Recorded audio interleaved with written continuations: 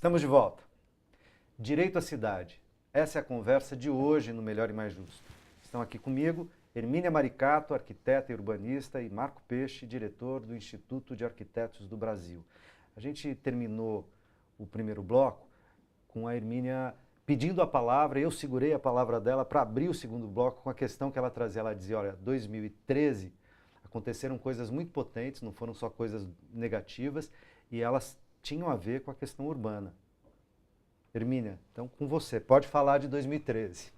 Pois é, antes lembrar que nós tivemos um ciclo muito virtuoso urbano no Brasil nos anos 80 e 90, nós ficamos conhecidos no mundo inteiro, por exemplo, pelo orçamento participativo, pelos corredores de ônibus, pelos CIEPs e CELs, pela produção da moradia com participação social. Os mutirões. Os mutirões. Eu fiz parte do governo Erundina e sei o que isso repercutiu muito positivamente, né?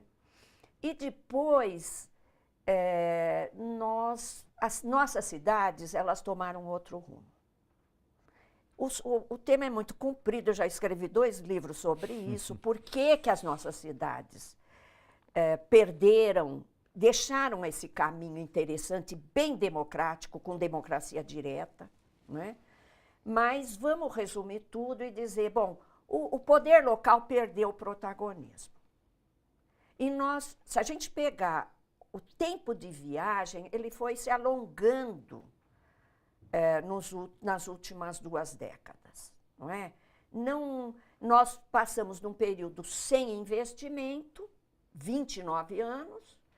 Depois, quando o investimento veio, PAC, Minha Casa Minha Vida, a minha tese é de que as grandes empresas ligadas ao negócio da cidade acabaram tomando conta das cidades. Isso é notável.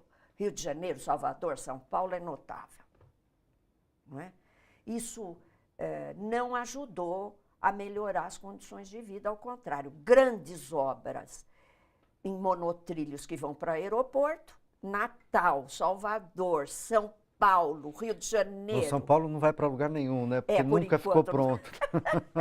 Mas o destino são os 2 aeroportos. São os 2 aeroportos. Então, aí, quando 2013 explodiu, sem dúvida, tinha a ver com condições de mobilidade, né, num primeiro momento. A mobilidade para os jovens é absolutamente fundamental. Fui dar um curso na periferia do Rio de Janeiro uma vez, que eles diziam, olha, no centro do Rio tem ciclo de cinema, tem shows, tem tudo que você pode imaginar, exposições grátis. Mas o ônibus para às 11 horas da noite no nosso bairro. É o exílio na periferia. É muito importante para eles, já que o bairro é aquela não-cidade, poder ter acesso à cidade, não é? E aí... Bom, mas como eles não são necessariamente bem-vindos, é estratégico que o ônibus pare para a burguesia litorânea do Rio de Janeiro, para a faixa das praias, né? Claro. Que às 11 horas da noite, ou até antes, se eles pudessem, tiver menos gente vindo da periferia para o centro. Né? A música Vamos Invadir Sua Praia tem essa conotação. Né? Bom, mas e aí começou um ativismo de jovens que não parou, não. E eu acompanho muito o Levante Popular da Juventude, que eu encontro no Brasil inteiro, que eu acho que me dá fé no futuro do Brasil cada vez que eu encontro essa moçada. E tem muito ativismo nas periferias. Eu tenho acompanhado assim, Belo Horizonte, Recife, Salvador, mas São Paulo é impressionante. Tem um movimento importantíssimo que chama Periferias por um Outro Brasil, ultrativo. Então, o protagonismo das mulheres nunca foi tão impressionante. Eu estou com 70 anos, eu nunca vi isso na minha vida, não é?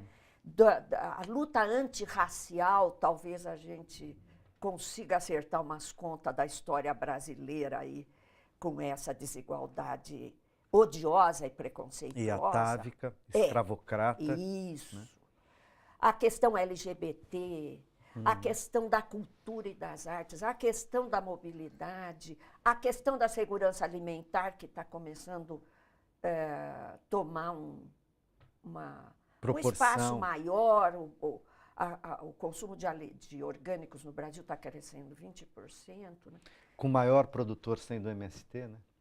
Do arroz, né, no sul. Né?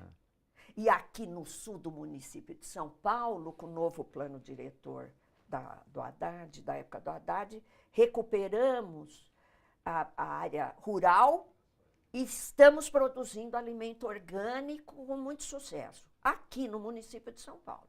E tentando até evitar a ocupação dos mananciais com moradia e segurar essa produção saudável. Né? Bom, então, o que eu tenho para dizer, isso é muito importante, eu acho, é que essa moçada, ela vem numa outra... Ela não é preconceituosa, ela é muito criativa, ela é muito alegre, ela é muito solidária, inovadora. E, para dar um exemplo só maravilhoso, a Câmara Municipal foi ocupada, não foi por partido nenhum, que poderia muito bem os vereadores de oposição, por exemplo, que são contra a privatização da cidade, fazer um movimento coletivo, não fizeram. E a moçada ocupou a Câmara Municipal. Encontraram um juiz que também é uma pessoa civilizada e muito ética, não é? Que deu 5 dias para eles saírem. E nesses 5 dias tudo foi muito conversado. O que eles querem? Eles querem um plebiscito sobre as privatizações. Gente, isso é lei. Eles querem que a população seja informada. Como é que vai privatizar? Possa conversar, né? Exatamente. Vai privatizar terminais de ônibus, áreas públicas. Parques.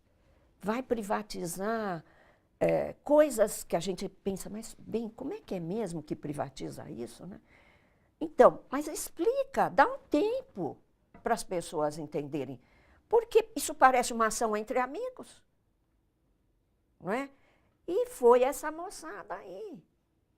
Essa moçada é incrível. Você sabe que a Bienal Internacional de Arquitetura acontece agora em outubro, e durante quase 2 anos a curadoria da Bienal monitorou uma série de ações de ocupação e de transformação da cidade, formas de vivenciar a cidade, e muitas delas na periferia de São Paulo. E o levantamento disso é riquíssimo, porque você tem atuações maravilhosas desses coletivos que têm um poder de articulação e uma capilaridade ali, né? Um poder de juntar diferentes gerações, diferentes iniciativas na sua realidade local, que é incrível. Muito bacana, foi um trabalho riquíssimo que vai agora em outubro ser exposto para toda a cidade. Agora, Marcos, você está falando uma coisa na direção, exemplificando isso que a Hermínia estava afirmando, e vocês estão me dando uma impressão de falar uma coisa assim: há cidades dentro da cidade. Há uma cidade oficial, essa cidade oficial é dominada pelo capital e pelo negócio, né? Mas dentro dessa cidade oficial, excludente, especulativa, dominada pelos ricos, que produz desigualdade e tal, há outras cidades acontecendo. Ricos e brancos. Geralmente ricos, brancos, adultos, né? Homens, menos as mulheres, né? Do que os homens. O padrão da exploração hegemônica ocidental, europeia e tal, né? Da qual nós somos efeito colonizatório, né? Mas dá para falar isso? Quer dizer, de falar, olha, embora a gente tenha essa cidade visível, essa cidade oficial, tem essa característica de produção de desigualdade, de ter que ainda avançar muito para poder beirar um mínimo de democracia cidadã no espaço urbano, de uma urbanidade cidadã, dá para dizer que, no entanto, há cidades que resistem dentro das cidades e que produzem novas urbanidades? Dá para falar isso? Sem dúvida. Existem cidades dentro da cidade e elas se intercalam, né? Graças a uma coisa que a gente tem abundância, que é o capital humano brasileiro, que é fabuloso, né? A capacidade de uma população na diversidade reconfigurar ali a sua condição. Né? E é um povo que briga, que luta, né? E que está sempre procurando se rearranjar. Mas é muito difícil, né? Porque você não tem uma plataforma adequada para que essas pessoas atuem. Uhum. E o mínimo de espaço, o mínimo de condição que você dá para uma população dessa, que sabe se organizar, sabe se articular, sabe o que precisa, né? O mínimo de condição que você dá para que isso aconteça, se você dá uma plataforma para isso acontecer, o resultado é incrível. Né? E aí você vê essas iniciativas, por exemplo, na periferia de São Paulo, que são riquíssimas, né? Uma produção cultural magnífica, né? E que a gente pouco vê, a gente pouco conhece, porque a cidade formal onde nós estamos, ela vira as costas para isso tudo. Né? Uhum. Agora imaginemos um país como o nosso, com uma desigualdade, reduzindo a desigualdade social, dando condição para essa juventude atuar, né? Realmente deve assustar muita gente. Ameaça aquela Ameaça. cidade oficial, excludente, etc., comercial. Vocês estão falando isso, me ocorreu, lembrei, eu participei de uma banca de doutorado há algum tempo atrás, que trabalhava com questões estéticas e tal, e com comunicação, mas passava, por acaso, a doutoranda é uma arquiteta, Milene Goudet, e ela falava do barroco brasileiro na arquitetura pelas favelas. E aí mostrando, visitou uma série de ocupações e de favelas, e de saídas e de arranjos de espaço construído, tanto de uso do espaço, como de, enfim, soluções arquitetônicas para a construção, para ficar em pé, para as encostas, para o tipo de material que o cara dispõe. Ele não pode escolher e dizer, bom, aqui eu preciso de um material com maior resistência. Aí o material que eu tenho, como é que eu vou dar um jeito? E ela disse que se constrói e se construiu ali, ela mostra com fotos, estudos fotográficos e tal, uma série de soluções muito criativas e que, no entanto, são discriminadas com a ideia de que essas saídas são sempre saídas ruins e vulgares porque são saídas faveladas. Né? E aqui estou enfatizando a ideia de favela e não de comunidade, que para mim essa ideia de ficar mudando a terminologia acaba embaçando o nosso olhar sobre o que as coisas são de fato. Né? A coisa do espaço construído, a gente está muito habituado a achar que o espaço construído é um espaço, o espaço arquitetônico é necessariamente um espaço elitista, com um certo tipo de estética, com certos materiais considerados nobres e tal. E me parece que é possível pensar uma cidade com materiais mais baratos, com saídas mais coletivas e que podem ser arquitetonicamente muito criativos, muito inovadores e muito bonitos, né? Que não tem nada a ver com beleza. Dá para falar isso, Hermínia? Eu que não sou arquiteto. Claro que dá. Tem um grupo de arquitetas mulheres em Belo Horizonte que faz assessoria para mulheres donas de casa da periferia, trabalha junto, desenha junto, explica como é que vai fazer a reforma. É desse tipo de gente que eu estou falando. Tem uma novidade nesse país. Eu comparo muito com, sabe, a pré-fervura da água? Eu vivi 78, 79 nas comunidades de base nas periferias, quando a greve de São Bernardo explodiu e que aquela coisa fragmentada de uma miríade de iniciativas começam a convergir, né? Convergiram para formar a CUT, a Central, os novos partidos. Eu me lembro disso. Olha, eu não tenho medo de parecer muito otimista, eu não posso deixar de reconhecer que o país está passando momentos, ele está sendo vendido com tudo dentro. Hoje eu recebi um mapa do Brasil, assim, Brasil à venda com tudo dentro, que é uma tragédia, mas é tão notável que você tem pequenas iniciativas. E uma das coisas que São Paulo, desde a minha época na Secretaria de Habitação, depois eu fui para criar o Ministério das Cidades, você tem escritórios de assessoria técnica, a gente chama, que são arquitetos trabalhando com movimentos sociais para criar habitação de ótima arquitetura. Ótima arquitetura, assim, boa arquitetura, boa construção e preço baixo. O povo participa da construção. São Bernardo fez muita coisa assim, inclusive recentemente, não é? Então, eu acho que eu queria tocar numa questão que o Marco levantou, da plataforma. Muita gente hoje tem muita iniciativa de propor um projeto para o Brasil e dentro dele um projeto para as cidades. Eu estou coordenando uma dessas iniciativas. E você tem aí a Frente Brasil Popular, e você tem a Frente Povo Sem Medo, ambas produzindo projeto para o Brasil. Que eu acho que vem nessa linha do que você está colocando, de dar uma luz, de trazer a esperança, de repente, haver uma unidade em torno de algumas diretrizes para as cidades. Por exemplo, transporte público. Ele é prioridade na lei federal, mas ele não é prioridade de fato.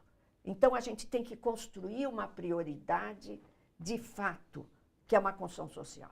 Marco, nessa direção que a Hermínia está falando, se a gente pensasse que, se a gente imaginar que talvez as saídas para um projeto de nação passe, além de ser ascendente do ponto de vista do povo para as instituições que hoje estão meio em suspenso no Brasil, mas acreditando que nós vamos superar esse momento de estado de exceção, de ruptura democrática e tal, se a gente imaginar isso, falar, olha, da cidade para a estrutura de país, né?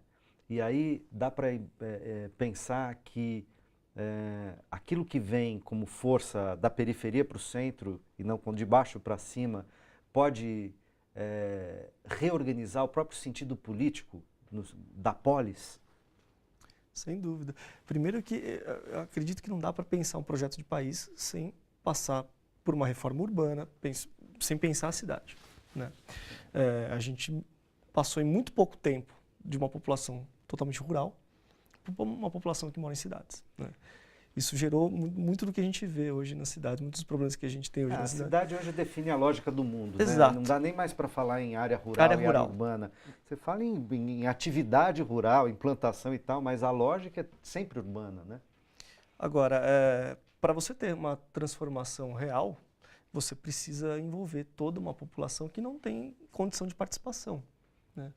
Então, para você ter algo realmente duradouro e verdadeiro, ou você dá condições para que todos e todas ali estejam representados, ou você não vai ter, você vai ter sempre algo que está respondendo a um outro interesse, né, que não é o interesse de uma população como um todo. Então, não tenho dúvida que um projeto desse, e que é extremamente necessário, né, que se consolide, ele passa pelas periferias das cidades, né, onde está a grande parte da população brasileira, né? Então, esse raciocínio de uma elite formadora de opinião e que leva para... Isso vai, acho até de encontro com o que você estava dizendo sobre a própria condição da arquitetura, né? Você tem uma coisa que é um símbolo suburbano, que é a laje, né? Que é tão... Sofre tanto preconceito, a história da laje, que é uma coisa incrível e que está nos preceitos básicos da arquitetura moderna, de Le Corbusier, na forma de terraço-jardim, né? E que a periferia sabe como ninguém. A laje é a varanda gourmet da classe média. A varanda gourmet da classe média, né? É onde a família se encontra no fim de semana. Com mais charme, eu diria. A varanda gourmet é bem cafona, a laje não é, né? E a laje é muito mais... O churrasco da laje. O churrasco da laje é uma coisa maravilhosa. Ou seja, se você tira essa pretensão de que você tem a solução enquanto técnico, enquanto arquiteto, e passa a ouvir a população periférica para poder saber o que eles querem, porque eles sabem o que eles precisam. Então a gente vai para lá com outro olhar, aí a coisa muda de figura. E a assessoria técnica passa por isso, né, de você ter uma outra condição. E aí você vai como um elemento de auxílio, você vai ajudar a fazer essa plataforma funcionar. E não como um cara que leva uma solução. Como um suposto saber, né? Você vai lá como um parceiro para colocar o saber a serviço. Exato. E acho que isso funciona na solução problemas pontuais, estruturais e arquitetônicos, a problemas urbanos mais complexos, sem dúvida alguma. Infelizmente, o nosso tempo acabou, porque a conversa estava ótima. Quero agradecer muito a presença do Marco, a presença da Hermínia. É uma honra recebê-la. Essa é uma referência para nós, para a gente que pensa, que vive e tenta ajudar a pensar a cidade. E agradeço, claro, também a você que nos acompanhou até aqui. A gente se encontra na próxima quinta ou a qualquer momento na internet. Um forte abraço.